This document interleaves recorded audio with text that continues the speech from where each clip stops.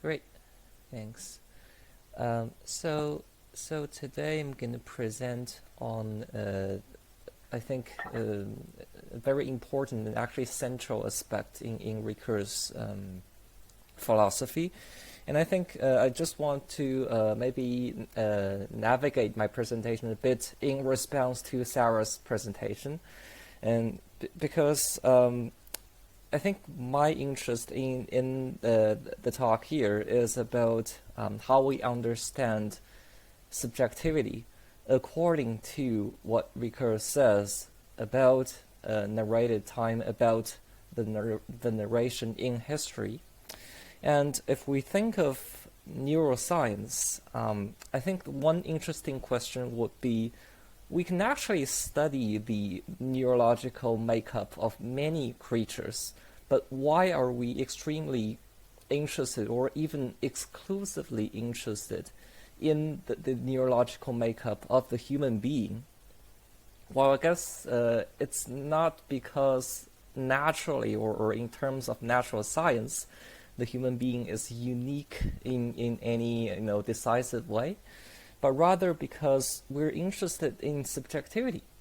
Because we start off as human beings and we wonder about ourselves, and one way to wonder about ourselves is to carry out neurological studies about ourselves. But that attempt is to understand subjectivity perhaps from an objectivistic perspective. Okay? So back to the notion of subjectivity, my presentation today basically consists of three aspects, but before introducing these three aspects, I'm going to talk a bit about what David Carr once called the paradox of subjectivity. So I think that this is a great framework in which we can figure out some of the key tensions in transcendental philosophy since Kant and reformulated in Husserl, and then to situate Ricœur's work within this framework of the paradox of subjectivity. The way I do that in detail is to mention first Ricœur's idea on how the time horizon is enriched in our narrative acts, in the human type of historicity, so to speak. Secondly, I'm going to briefly mention there are threefold ecstasies. That's a term borrowed from Heidegger, meaning reaching out or going out of a certain spot. But Heidegger talked about the ecstasies of the time horizon, or about Dasein's temporality. But in Ricœur, these ecstasies are really about historical mediation, so it's a richer context of going out of our current spot and reaching into the past, into the future, and into our current concern. So that's about the ecstasies. And finally, there is also an aspect of the inscription of the self. So that relates back to the notion of embeddedness, so how the self could actually or at all be embedded in the empirical world. So that's the notion of inscription. And the key concept I'm going to examine here is institutional complex. So inscription is not just about situating a subject within an otherwise purely neutral objective world. Rather, it's about institutions, and that's a layer, I would say. It's not solipsist, of course, but neither is it indifferent, neutral, and so purely objective. So we're going to see what that means exactly. So let me now just start with the paradox of subjectivity. So I learned this concept from David Carr's 1999 book, bearing the same title, so the paradox of subjectivity. And there, by examining the tradition basically from Kant to Husserl, and Carr figured out that there are actually two incompatible yet inseparable aspects of the human self. So he called them the empirical self and the transcendental self. The transcendental self is what allows us to grasp ourselves as situated within a certain context, having concerns, actually being the 0 point of space. So things are measured as, being such and such, thus and thus far from me, for example. When I do the presentation, I have a certain estimation of how far the screen is from me, for example. So those are aspects of the transcendental self. But on the other hand, every one of us, being this transcendental self or being instantiations of this transcendental self, every one of us are also empirical selves, meaning that we are also objects within the world we experience.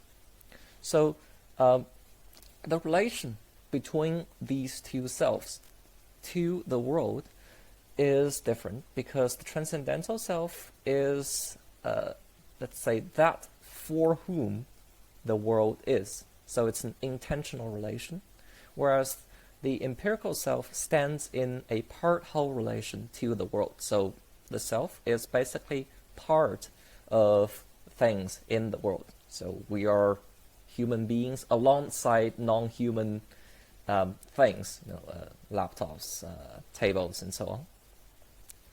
But the key here, I guess, is that we cannot eliminate either aspects of this paradox.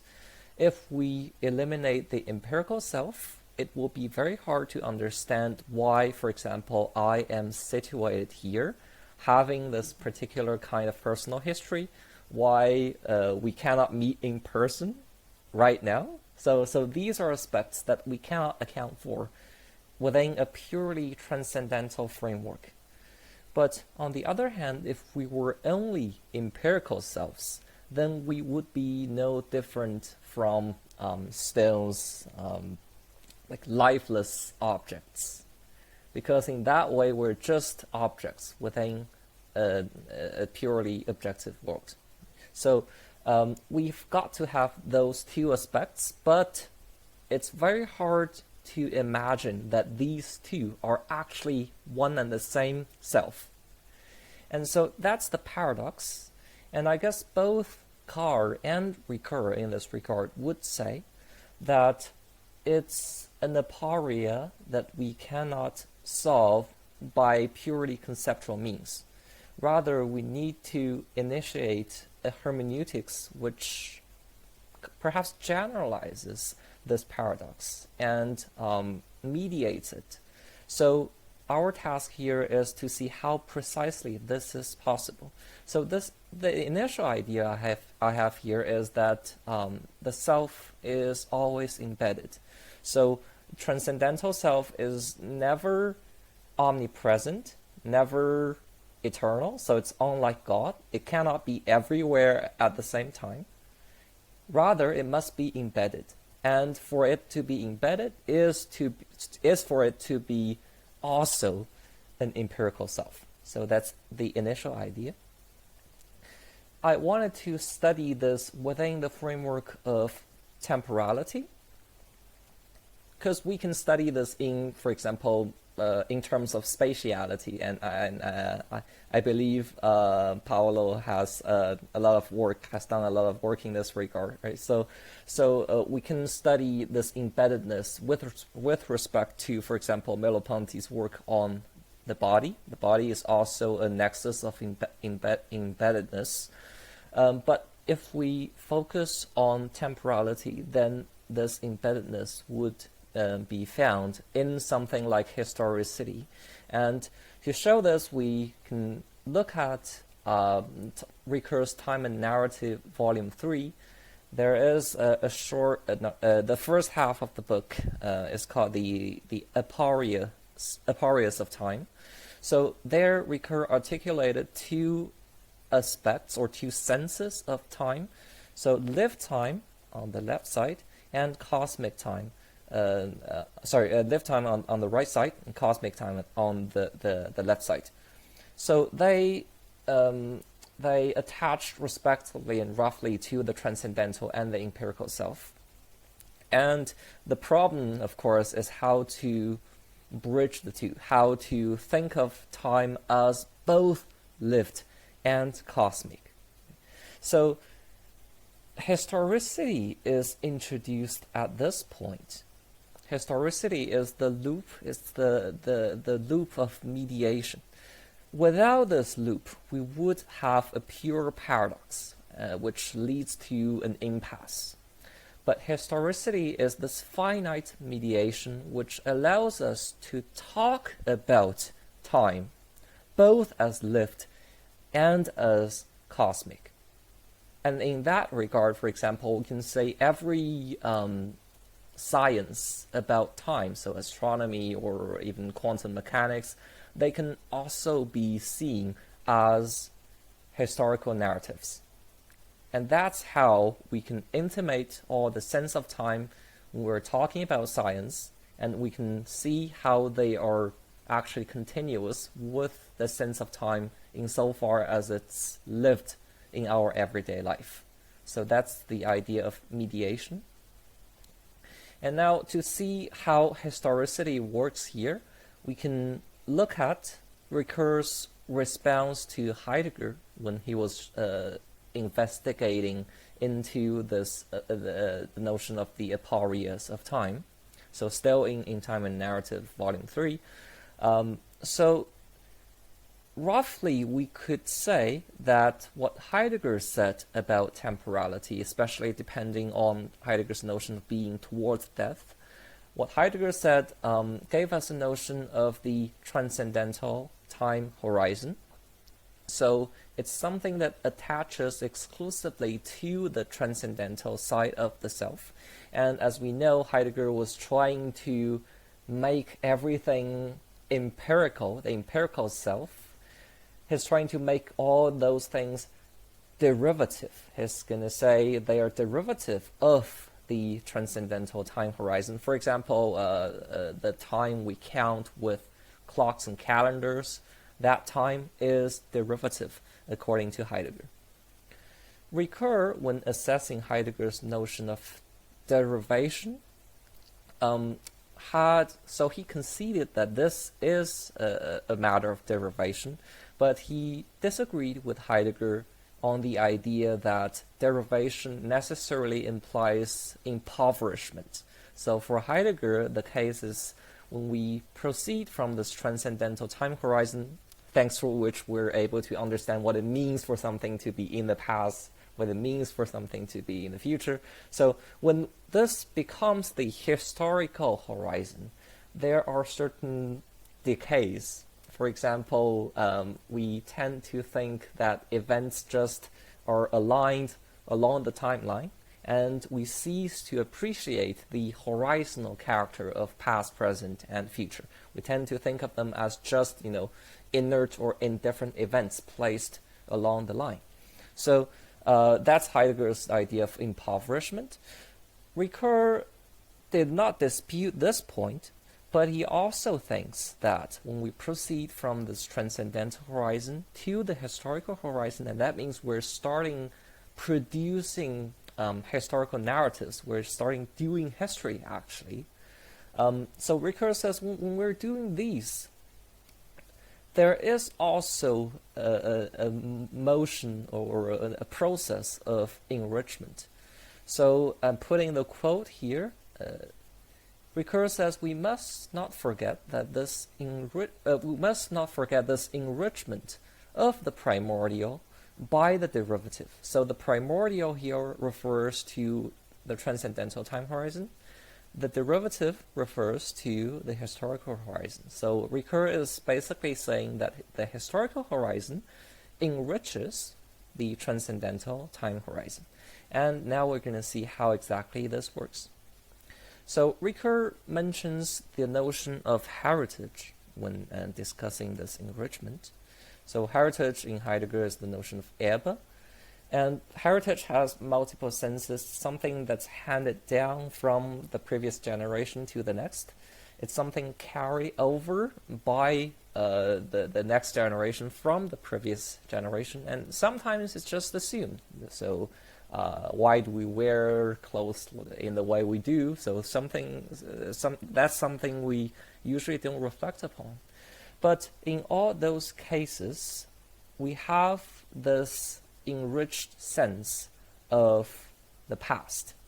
So the past is not simply something that's bygone, but rather what's been haunting us and affecting us, maybe giving us clues about how we create, how we navigate our lives in the present, and so on. So that is only possible within the historical horizon, because within the transcendental time horizon, everything is limited by our being towards death. So it's limited within the lifespan of a human individual. There is no such thing as a heritage if we just attend to the transcendental time horizon. So that is an example of how the historical horizon works. So in this regard, we could say that the historical horizon gives us the possibility of having certain anchorage or footing when we're trying to temporalize, when we're trying to appreciate at what point of time, at what point of history we are standing right now. So that's about Ricœur's response to Heidegger. And then I can only cover this briefly. So when getting into the works of historical time, Ricœur mentioned certain aspects. So first, calendar time. So calendar time is a human product, of course, but it also refers to time in the cosmic scale. So that's the first layer or level of mediation. And then there is the sense of the succession of generations, and we already see this in the notion of heritage. And thirdly, there are certain sedimented forms of historical time, of historical past, and that applies to, for example, the archives, documents, and generally the traces. For example, Ricœur's book. So it's a trace he left for us.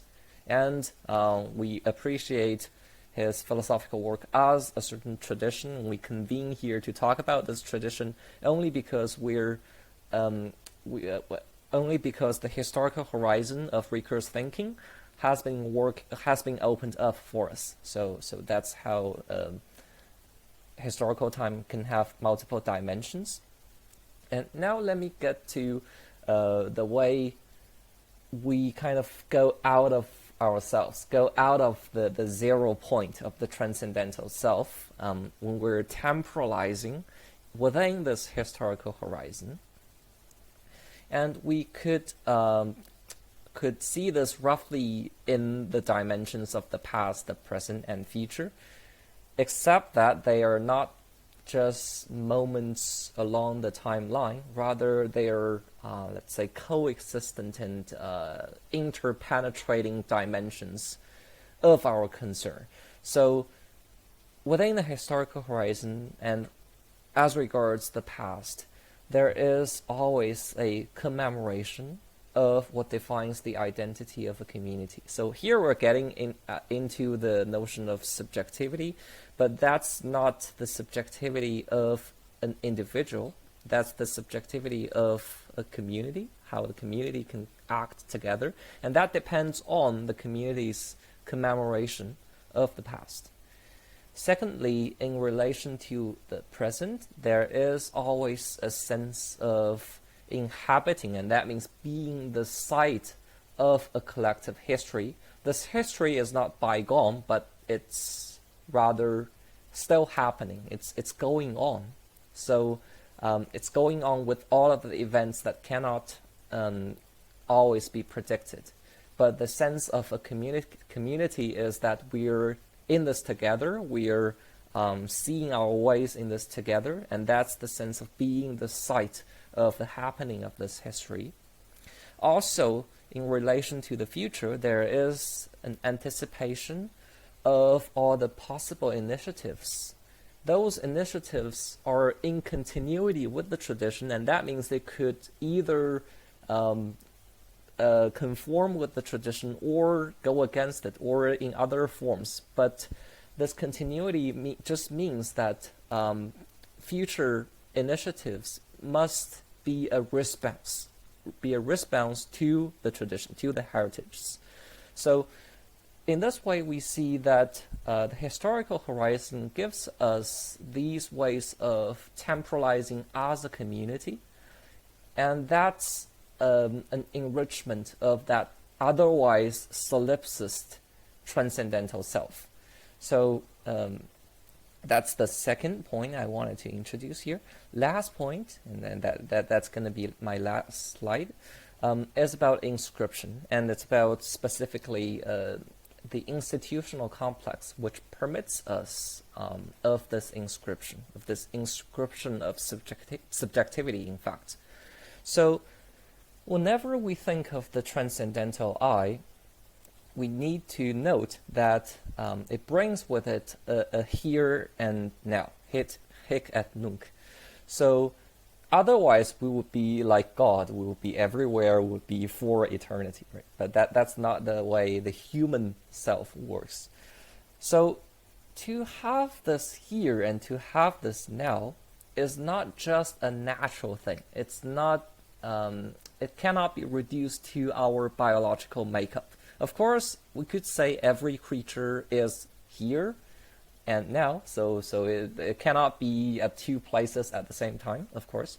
But for the creature to recognize itself as this here and now, to recognize itself as this 0 point of space, this 0 point of time, there are certain conditions.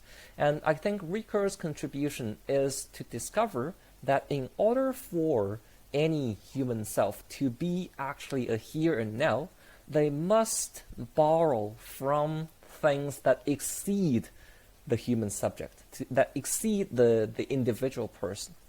So he argues that the here is always a localized here, and that means being situated and embedded in a complex, and that complex itself cannot be the product of a human individual. Likewise, the now is always a dated now, so the now always bears a date with it.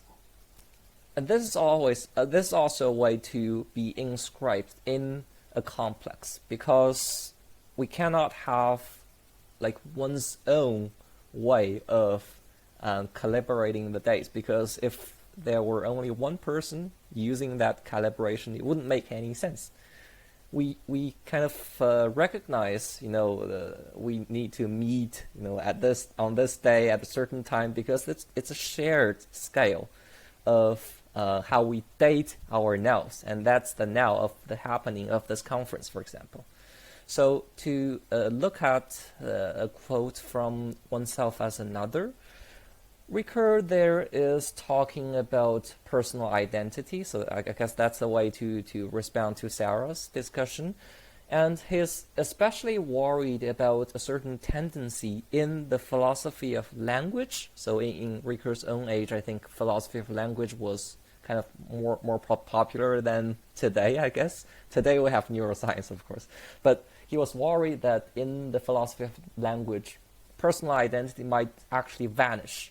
So here, when he gets into the question, he argues these things. So he says that the conjunction between the subject as the world limit, so that's the notion of the transcendental self, and the person as the object of identifying reference, so that's the empirical self, a self as an object within the world.